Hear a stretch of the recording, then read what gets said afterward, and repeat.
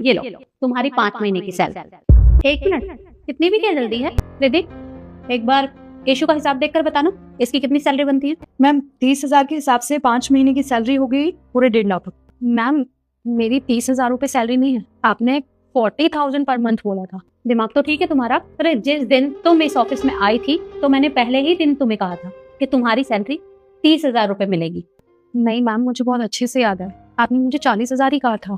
मैं झूठ बोल रही हूँ तुमसे? नहीं नहीं मैम, आप मुझसे झूठ क्यों बोलेंगी? मुझसे गलती हो गई होगी।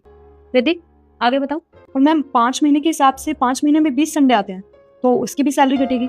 मैम संडे तो ऑफिशियली ऑफ होता है, तो आप संडे की सैलरी कैसे कट कर सकते हैं? हमारे ऑफिस में जितने भी लोग काम करते हैं संडे की सैलरी उन्हें नहीं मिलती, तो मैं तुम्हें कैसे दे सकती हूँ? ठीक है मैम, जैसे आपको ठीक लगे। रिद्धि आगे बताओ।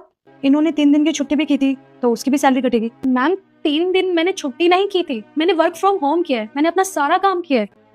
किसके कहने पर किया? मैंने किसी को भी वर्क फ्रॉम होम करने के लिए नहीं बोला। तो जब तुमने छुट्टी की है तो सैलरी तो कटेगी तुम्हारी। जैसे आपको ठीक लगे। आगे बताओ। जी। और मैम ऑफिस में एक बार 7 डेज का सेमिनार हुआ था, उसमें किसी भी एम्प्लॉय ने काम नहीं किया था, तो उन 7 डेज की भी इनकी सैलरी कटेगी। आपने मुझे जितने प्रोजेक्ट्स बनाने के लिए दिए थे मैंने उससे 2 फालतू ही बना के आपको सबमिट किए थे, आप भूल गए क्या?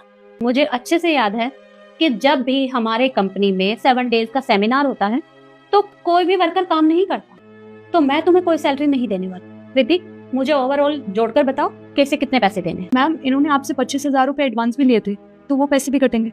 रुक जा बेटा, मैं तेरी सारी धन की समस्या खत्म कर दूंगी और तुझे धनवान बना दूंगी। बस जल्दी से वीडियो को लाइक करके चैनल को सब्सक्राइब कर दे। मैम पक्का ये कोई मिसअंडरस्टैंडिंग है, मैंने आज तक कभी पैसे उधार नहीं लिए, कभी भी एडवांस नहीं लिया। वहाँ पर लिखा हुआ है और वो बता रही है तो झूठ नहीं बोल रही है। मैम ये पक्का किसी से गलती हुई है, मैंने सच में कभी एडवांस नहीं लिया, मुझे बहुत अच्छे से याद है। तो तुम्हारे कहने का मतलब क्या है कि मैं और रिद्धि तुम्हें बेवकूफ बना रहे हैं? शायद मैं भूल गई होंगी। रिद्धि मुझे बताओ कि कितने पैसे देने हैं इसे? सारे अगर माइनस करें तो 5,000 रुपए बचते हैं इनके। ये लो तुम्हारी सैलरी। 1 मिनट बैठो। इतनी देर से मैं और रिद्धि तुमसे झूठ बोले जा रहे हैं और तुम्हारी सारी सैलरी हमने काट ली और तुमने चुपचाप कटवा भी ली। क्यों?